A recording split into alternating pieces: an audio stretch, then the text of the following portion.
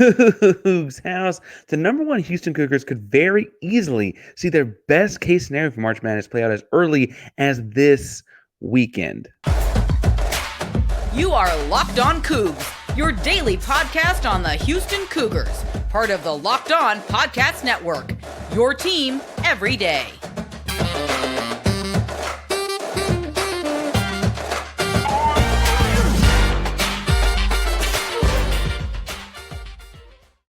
Welcome to Locked On Coogs, the daily podcast about your Houston Cougars. I'm your host, Houston-born teacher and coach Parker Ainsworth. Whether you're a Houston fan or just a hater who came to step by, thank you for making Locked On Coogs your first listen of the day. If you enjoy the conversation but don't know what to say, tell us in the comments down below whether you're a fan of thick or thin crust pizza. Today's show is brought to you by Better Together. We'll talk to you more about that in a moment.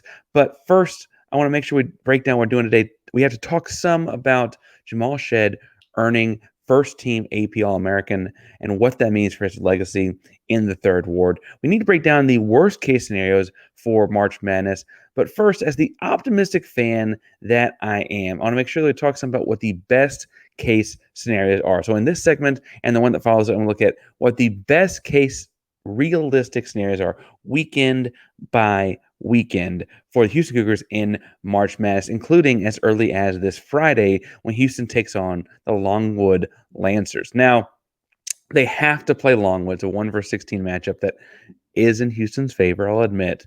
But these are realistic matchups. We're not looking at things like a bunch of 15 seeds making the Final Four or a bunch of 14 seeds getting all the way to the Elite Eight. Like, we got to kind of look at this from a realistic perspective. Obviously, things shift, things change. They call it March Madness, not anything else. Now, I will say, in doing this realistically, I do think some of the teams on this could be upset.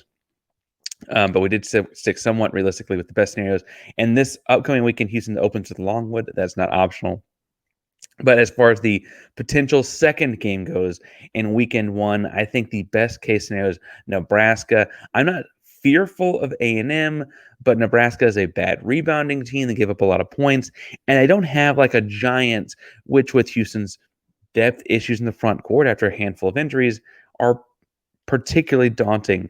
I think that's important to keep track of. Nebraska has had a topsy-turvy kind of a year in the Big Ten. I'm also not particularly scared of a lot of Big Ten teams. We'll talk about one later in this broadcast. But I think that Nebraska would be the best round of 32 team option.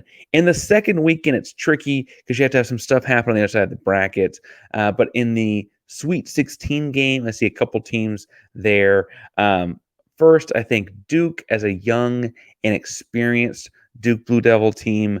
I know that the name on the front of the jersey can be daunting. The amount of stars next to the recruits can be daunting. And there are plenty of years that I would not have put Duke in my best case scenario matchup for Houston. But I think Houston's veteran. Houston's got leadership. And frankly, Duke has crumbled in big moments already at times this year as far as national TV games or as far as different moments where like they needed to kind of step up to the name on the front of that jersey. I do think, obviously, like Jon Scheyer is a very talented coach. It's a very, historic program. I don't mean to make light of that. In this particular season, though, I actually think Duke is a good matchup in the Sweet 16 for Houston. Looking at Texas Tech as well as a good matchup for Houston in weekend two. Texas Tech is a familiar opponent. Houston played them twice, beat them twice. Texas Tech is talented. I don't mean to take away from that. But you know that your game plan for them works both before your guys got injured and after your guys got injured. Yes, there were moments in that second game where Houston played Texas Tech in the Big 12 tournament that felt a little dicey at times, but that felt more like in watching it an execution or some sort of an issue with like the fact that Houston was trying to make sure they saved their legs for the next game. In the Sweet 16, Elite Eights, etc., that's not necessarily the issue because there is no tomorrow, right? I also think it's worth pointing out that while it is hard to beat a team twice, once you've beaten them twice, the third time feels kind of like something you ought to be doing. I know Texas Tech is also dealing with their injuries, but the fact that Houston's game plan still worked on them after the JoJo Tugler and Ramon Walker and Terrence Arsenault injuries all put together, I think that they'll be okay. Other positive matchups in this weekend, second weekend, I think we got to mention. I think Kentucky is a good matchup for Houston. I'll come out and say it. I know a lot of people are picking them as a dark horse. Like, we can't put all one seed, so we're going to put Kentucky on the Final Four line, etc. Kentucky is one of the best offenses in America, and I get that. But we've seen Houston play teams that are all offense all the time this season and stomp that out. Frankly, with the exception of it was a 9-minute run in Waco against Baylor, we saw them demolish an all-offense Baylor team as well. That 9 minutes was a big 9 minutes. I don't mean to make light of it, but had that game not been in Waco, and this game would be in Dallas versus Kentucky, I think that's a game that'd go Houston way. Kentucky fans travel well. I don't mean to say they can't get to Dallas, but I would hope to see a lot of red in the stands for that game. Kentucky is also, just by several different analytical metrics, but also just by points given up per game, the worst defense of any of the realistic seeds in that half of the bracket. So Houston would have no trouble scoring against Kentucky, whether it's Jamal Shead getting his 25 points or something like that in one of his bigger games, or an LJ Cryer going off, Emmanuel Sharp going off, right? Those guys taking off from three as Houston drives and dishes and stuff like that. Houston would find easier shots against Kentucky than most opponents they would see in the second weekend. And last but not least, I'm actually saying the 2 seed's a good matchup for Houston as well in their own bracket. This would be an Elite Eight matchup if it happened. Marquette, to get this far would mean that Tyler Kolek is playing, and he's a pro. He's a difference maker. I don't mean to make light of his impact on the game if he's healthy. I feel like them putting him in a 2 seed almost means they must have had some intel that he probably will try to play. But oblique injuries are weird. Tyler Kolek is the leading scorer for Marquette. And an oblique injury is weird in basketball because you use that core strength so much on driving to the basket. You don't realize how much you use on jump shots, so you have an injury there. Frankly, it makes it really hard to defend because you have to suddenly change directions and things like that. It also typically takes 2 to 4 weeks to heal. It looks like we're, frankly, at the time of this recording, about 6 days out. So that second weekend is going to be between that 2 and 3 week mark. So it'd be early, but not super early. I think what you're getting here is he's not going to be 100%, right? And they rely so much on him to do the things they do. I'm not super worried about him if he's not 100% and them if he's not 100%. For what it's worth, also Shaka Smart has had talented teams crumble early in tournaments. If they were to make it to the Elite Eight, it would not be unlike a Shaka Smart coach team to be a little, too prepared for the Sweet 16, not prepared enough for the Elite Eight kind of thing. Those are the kind of things that have plagued him in the past. In the Final Four weekend 3 of the tournament, I have to say the Final Four matchups I see as in Houston's favor are the number 5 seed Gonzaga, which does have a decent path to the Final Four. It's a team that doesn't outsize Houston. We saw that tough St. Mary's defense beat them out twice fairly handily one of those times. Gonzaga has to play fast to have a chance, and Houston's a great job of slowing teams down and controlling the pace of a game. We've seen them do that in almost every game this season. And frankly, Gonzaga attacks the rim to get all their points. We've seen Houston pack it in to take that away from teams as well, especially when it's a team that does not have some 7-footer or whatever, right? The other great matchup, I think, for Houston in the Final Four would be Tennessee and All-American Dalton Knecht. I know that that's hard to believe, but we've seen what Houston did to Dalton Knecht just a year ago at Northern Colorado before transferring to Tennessee. Yes, I know he's better. I'd argue Houston is too. I also think it's worth pointing out that Houston would put Jamal Shead on Zakai Ziegler, and Zakai Ziegler does so much of the orchestrating of that Tennessee team. I'm taking Jamal Shead in that matchup. In terms of volume, Ziegler and Knecht are like the bulk of the scoring for Tennessee. If you can eliminate them, and I think Houston can, suddenly things start to go your way. They kind of unravel a little bit. They don't have a whole lot of things going their way.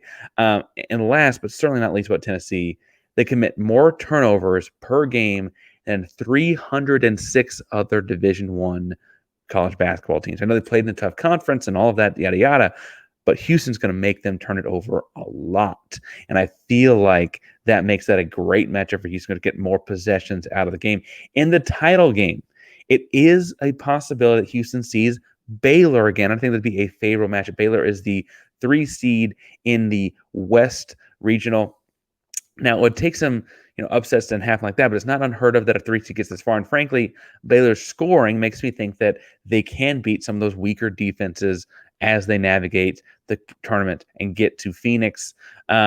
You've seen Baylor before. You've got, frankly, for both the overtime period and the first half of that basketball game, you outplayed them by leaps and bounds. You had a rough 9 minutes where they shot the ball crazy well in Waco. You made a couple mistakes at the end of the game that you hope to teach off of tape. But every time Houston's seen the team a second time, they've dominated that matchup. Now, the third time against Iowa State was a little tricky because they lost the first one, won the second one, lost the third one. But the second time Houston plays teams, they do what? Lose to Kansas by 13 first time, beat them by 30 the second time, right? So I'm thinking Baylor's a great matchup. And then North Carolina, and I'm going a little over here, North Carolina is a great matchup for Houston. Jamal Shead is a nightmare for RJ Davis. They're kind of head of the snake kind of guy there at North Carolina Chapel Hill. Bacot and Ingram is a fun matchup with Francis and Roberts, but I'm taking Francis and Roberts, Javier Francis, Joan Roberts, as the big men against them every single time. I know Bacot's really good a couple years ago when they made their deep turn run, etc. Not a ton of volume shooters after RJ Davis. That means you got a lot of help and trapping coming off of guys from behind the arc. That plays in Houston's favor as well. Now, I think if you work with me here, those are all realistic situations where Houston could get to and win a national championship. Obviously, it's not always going to work out like that. So we do have to talk through some reasonable worst case scenarios as well. But first, I want to tell you a little bit about our buddies over at Better Together, because right now you can download from either the App Store or any kind of place that you get things on your phone, the app Better Together. Better Together is the first cooperative daily fantasy application. It offers familiar experiences for existing daily fantasy sports players with a social twist. You can play with your friends, teammates, coworkers, etc. Provides a sense of camaraderie and enhances the social experience of watching sports. Makes you realize that daily fantasy sports is fun alone, but it's like a lot of other things. It's a lot better with your friends, teammates, coworkers, etc. Shows all that synergy you get from working together, and chances at winning all kinds of prizes and things like that as well. If your bracket's already busted, right, after the first 4 games, a couple games last night, if you're tired of the same old daily fantasy grind, you want to make a roster, cross your fingers, or whatever, if you're just tired of losing and you want to change it up a little bit, we've got something for you where teamwork triumphs. You can play with your friends, not against them. Pick more or less on real-time player stats. Strategize with your partner to boost your odds and climb the leaderboard together. Grab a friend and join the social daily fantasy sports movement. Now, we've got all kinds of stuff going on here at Locked On. You can compete with us or other different shows within the Locked On network. My name is obviously Painsworth512 on all social media platforms. Make sure you find me on there. You can also search all Houston Cougar fans all over the app and see who else is on there. So go check out Better Together right now. Download Better Together now from the App Store and sign up using code Locked On, LOCKEDON, for a free $5 entry into any NCAA basketball contest. Remember, that's code Locked On, because winning alone is fun, but winning is better together. All right, I also got to tell you a little bit about our friends at eBay Motors, because much like the Houston Cougars, you got to make sure you have the right parts to put together a winning team. Passion, drive, and patience would bring home the winning trophy, and it's also what keeps your ride or die alive. eBay Motors has everything you need to maintain your vehicle and level up to peak performance, from superchargers to roof racks, exhaust kits, LED headlights, and more. Whether into speed, power, or style, eBay Motors has got you covered. Over 122 million parts for your number one ride or die. You'll always find exactly what you're looking for, and with eBay Guaranteed Fit, your parts guaranteed to fit your ride every time or your money back. Because the eBay Motors, you're going to be running rubber and not cash. All the parts you need, the prices you want. It's easy to turn your car into the MVP and bring home that win. Keep your ride or die alive at ebaymotors.com. Eligible ones only. Exclusive supply. eBay Guaranteed is only available to U.S. customers. All right, we're going to talk about some worst case scenarios, but I want to stress, I think in all of these, the Houston Cougars can beat anyone in the field, right? It's just these are particularly challenging matchups given the situations. They still have to play Longwood in weekend 1. Obviously, that's the designated matchup. And out of Nebraska and A&M, I do think Texas A&M is a more challenging matchup given the two. I still pick Houston to beat them in the round of 32, but A&M is a strong rebounding team. They've got the kind of guy in Wade Taylor that can go off. We saw him get 36 before, et cetera, et cetera, et cetera. Houston's forward depth is depleted. That rebounding difference may be, or may loom, I should say, more pertinent. Houston has beaten this team when they were out rebounded and Wade Taylor went off before on a neutral site. So I think they're prepared. Again, Houston plays teams very well the second time. But holistically, I guess out of the two teams, they are more challenging. Where it gets interesting to me is weekend 2, because I feel like there's a couple teams that are interesting to look at in the second weekend. I'd be worried about the same Wisconsin team you saw in like December, January, the same Wisconsin team you saw in conference tournament, etc.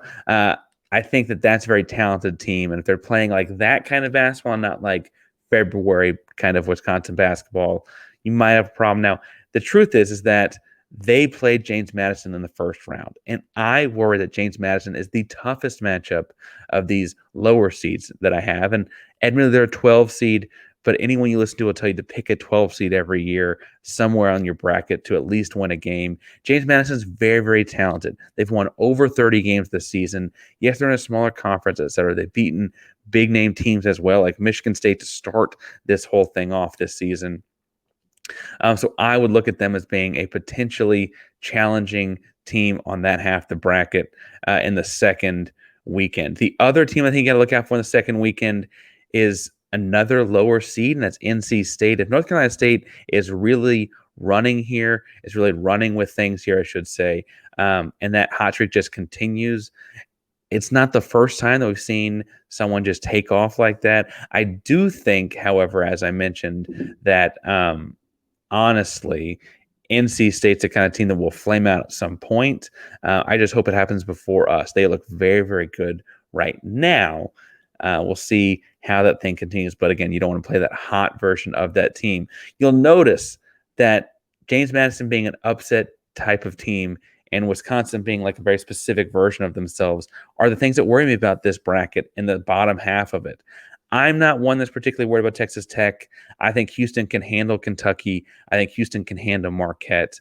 I think on paper, I guess if Tyler Kolek were 100%, Marquette might get elevated a little bit into this category. But on the whole, I actually think this is a relatively good draw for Houston. Where I see problems is potentially in the next weekend. The tough matchup I see them having is if Purdue makes it to the Final Four. Now, I know we joke on Big Ten basketball, and frankly, I would joke on Zach Edey for a number of reasons as well. Purdue is good, but I think they get over embellished a lot. They did lose to a 16 seed last year, and so there's the thought that like the last time that happened, the team came back in Virginia, came back and won the national title. My bigger fear with Purdue is none of that kind of, I don't know, storytelling with them. It's Zach Edey at 7'4" is shooting over 11 free throws per game this season. With Houston's forward depth, Houston's frankly lack of a 7-footer, etc., and the injuries they've had in their front court, that worries me because he's getting to the line so much. Those are fouls that'll go on your big guys. Houston does not have a lot of big guys to, quote, spend fouls with. That's worrisome. Now, with a healthy Tugler, and maybe a year from now, said lot, I might feel a lot different. But with just the forward room we've got in terms of health, I would prefer someone else to take out Zach Edey and Purdue. They have good three-point shooters. 3 different guards shoot extremely well, as in over 6% from three. So you can't really double down the guards in the same way as you could against other bigs in this bracket. For what it's worth, after Edey, the rest of the roster for Purdue is Coug size. They're a bunch of 6'7", 6'8" forwards, right? There's no one else that intimidates me from a size perspective. I'm not worried about Zach Edey's intimidation size perspective, but he's going to get the ball. He's going to be open because of how high his reach is and how easy it is to feed the ball in there. And then again, he draws fouls. He draws contact. That's a potentially, again, I think Houston can win matchup, but a problematic one. And then the title game from the other side of the bracket, couple teams from the same region, actually, that I think are problematic. One is UConn. It's the best offense in college basketball. Got a ton of guys to make tough shots against great defense. And that worries me because a lot of Houston's defense is predicated on making you shoot tough shots. And it doesn't seem to bother UConn this season. When when Houston has lost, it's been because they're having trouble rebounding and the other team is making tough shots. UConn is a decent rebounding team, but then when you dive a little bit deeper and you realize that they make such a high percentage of their field goals, one of the highest in the country, you realize they're really low on offensive rebounds because their shots go in. And then suddenly it's like, oh, wait a second, those raw rebounding numbers are actually kind of deflated because of the talent they've got offensively. They got 5 guys with well over 10 points per game. They also been there, done that before. If they're 8 deep, they're 8-man rotation. Only 2 guys were not on the roster last season. Talented group. They're the 1 seed in their region. The 2 seed in that region is Iowa State. And I also worry about Iowa State from a matchup perspective.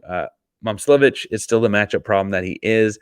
Frankly, the bigger issue to me is they're a healthier carbon copy of Houston, right? It's really a shame that Houston isn't at full strength to get to match up with them more often. I know Houston can beat this team, much like they can beat UConn, but they are a matchup problem in a couple different spots. And one of those spots is bench depth. It just is, right? We saw how that matchup played out with tired legs to be the Final Four. So I guess this would be a championship game. So you would have just played a Final Four game 48 hours prior. Would you be geeked up? Absolutely. But it's still a tough matchup. Now, those 2 teams are in the same bracket, both Iowa State and UConn, and there are 2 other Power 6 conference tournament champions in that bracket. That bracket's going to eat each other up, right? If I'm looking at the other one, I think that it's worth pointing out that Arizona from the West is a tough matchup for Houston as well. Great rebounding team, 2nd most assists per game in all of college basketball, 3rd most points per game in all of college basketball. Again, that balance, high scoring, good rebounding, gives Houston problems because they're kind of Houston likes to keep people from scoring and then win the rebounding battle themselves in their wins. They did win the weakest Power 6 conference, but they dominated it in a way that's like worth pointing out. They got Caleb Love, who has been there before with North Carolina. And then they got a big fella that's going to kind of present some size problems for Houston. He also shoots a high number of free throws per game. So again, no one that Houston flat out can't beat, but there are teams that Houston's going to have problems with. If Houston were to make this deep run, win this thing versus whoever the matchup is, it's going to be on the shoulders of Jamal Shead, right? And in my last segment, I want to talk about Jamal Shead's latest honors. But first, those UConn Huskies that I just described can only be described as a Nissan Armada because this week's March Madness Bracket High is brought to you by our friends at Nissan. Each week, we're picking one team that stands out and that pushed it farther than the rest, just like any of the all-new 2024 Nissan SUVs. These guys are able to take that to the next level. Those UConn Huskies are the top-seeded team in this tournament, and as hardcore as it gets, so it's no wonder why they landed the top overall seed. They are one of the favorites to win it all, despite 4 of the 6 Power 6 Conference champions being in their way in the East region. Take the Nissan Rogue, Nissan Pathfinder, or Nissan Armada today and go find your next big adventure shop. Nissan USA.com. All right, so Jamal Shead was named first team AP All-American on Tuesday. I would point out that he was put on that list with Zach Edey of Purdue, Dalton Knecht of Tennessee, RJ Davis of North Carolina, and Tristan Newton of UConn. For what it's worth, 4 of those 5 guys did not get a vote for first team All-American to start the season on the preseason list. And then obviously Zach Edey, repeat player of the year, or he was player of the year last year. We'll see what it is. It's right? Jamal Shead gets that honor, puts Houston on the map. He's spoken very highly of all over the country, doing very, very well, representing the brand very well. You could not pick a better spokesperson for the program in terms of the hustle, the effort, etc. that he plays with. He's a great, well-spoken kid and all that stuff as well. future pro, just when and where, right? But I think the bigger thing for this award or this honor is what it will do for Jamal Shead's legacy, because we spoke a couple weeks ago in a bonus episode about retiring jerseys in Houston, right? And who would be next? Who would join the likes of Clyde Drexler and Hakeem Olajuwon and have their jersey hanging in Fertitta? And pause. The answer was actually Jim Nantz, though it's not a jersey. It's just his name. I digress. The person who's going to have a number hanging next, though, is kind of come down to Marcus Sasser or now Jamal Shead, because Mark Sasser was his first-round pick a year ago, got his first start the other night with Detroit, Bob Cousy winning two-guard, all kinds of great accolades. I don't need to laundry list them here. Houston has set out some parameters to be in the rafters, right?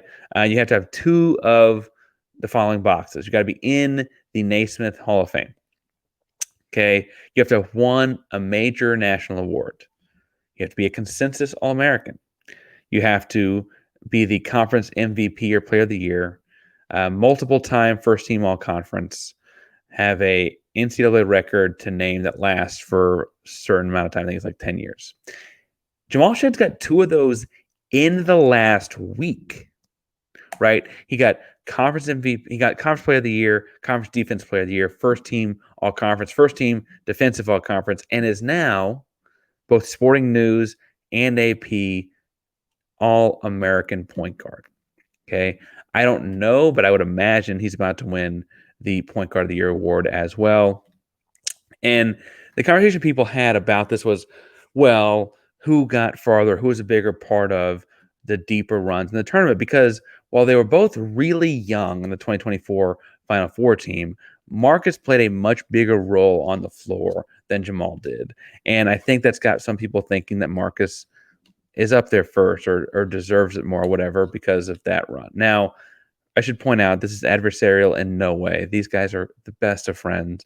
Jamal Shead said in the press conference after getting the All-American nod from the AP, one of the first guys to call him was Marcus Sasser, right? I should point out, too, that this is the first time Houston's had back-to-back first-team All-Americans since the 60s. The storied program that is Houston with the 6 Final Fours and all the things, first time since the 60s they've had back-to-back first-team AP All-Americans.